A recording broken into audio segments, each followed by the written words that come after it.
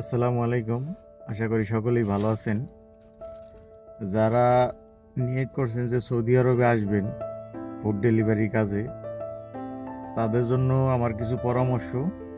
সেটা হলো, আপনি আসতে চাইতেছেন কোম্পানিতে, যদি সরাসরি আসেন সরাসরি কোম্পানিতে আসলে আপনার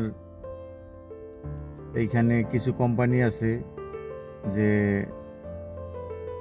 10-15 জন বা 20 জন একসাথে হইলে পরে লাইসেন্স করতে নিয়ে যায়।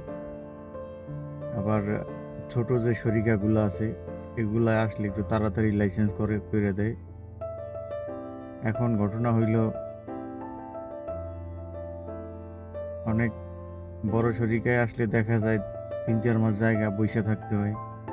লাইসেন্স করতে অনেক সময় লাগে, গাড়ি পাইতে অনেক সময় লাগে। এই সময়টা প্রচুর কষ্ট হইব আপনাদের। বইসা থাকা তো বুঝেনি, বেকার থাকাটা অনেক বড় একটা কষ্টের বিষয়। বিদেশের বাড়ি আমরা যে সময় আসি, অনেক আশা নিয়েই আসি। কেউ তো আর বইসা থাকতে আর আসে না। আমরা সবাই চিন্তা করি আইসেই জানি কাজটা হাতে পাই। এই বিষয়টা আপনারা অবশ্যই খেয়াল রাখবেন। আর যারা বিদেশে আসতে চাইতেছেন, ওইখানে ফুড ডেলিভারির কাজে দেখা যায় বাইক আছে, কার আছে। আমার সাজেশন হইল, যারা গাড়ি চালাইতে না পারেন তারা অবশ্যই গাড়ি চালানো শিখেন। গাড়ি চালানো শিখলে অনেক উপকার হবে। কারণ এই দেশের বাড়িতে আপনার সৌদি আরবের মাটিতে আপনি গাড়ি চালানো যদি জানেন, একভাবে না একভাবে আপনার একটা কাজের ব্যবস্থা হয়েই যাবে। আর বাইকের বিষয়টা হইলে, এখানে বাইকটা যারা চালায়, বাইকটা একটু রিস্কেই। কারণ এখানে মানুষজন হইল, রাস্তাঘাটে হইল প্রচুর স্পিডে গাড়ি চলে। দ্বিতীয় হইল, অনেক সময় দেখা যায়, আমি দেখছি বেশিরভাগ সৌদিয়ানরাই গাড়ি চালানোর সময় ইন্ডিকেটার ইউজ করে না।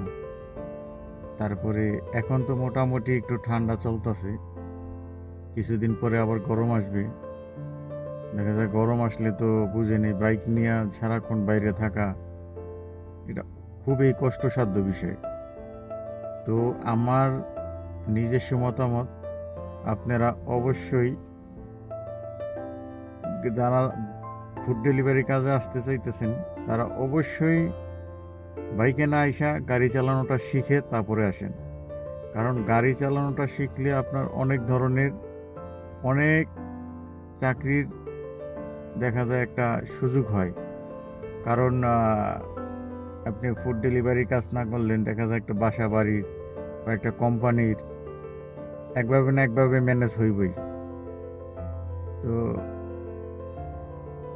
সবার প্রতি আমার অনুরোধ রইল, আর বিদেশের মাটিতে আসার আগে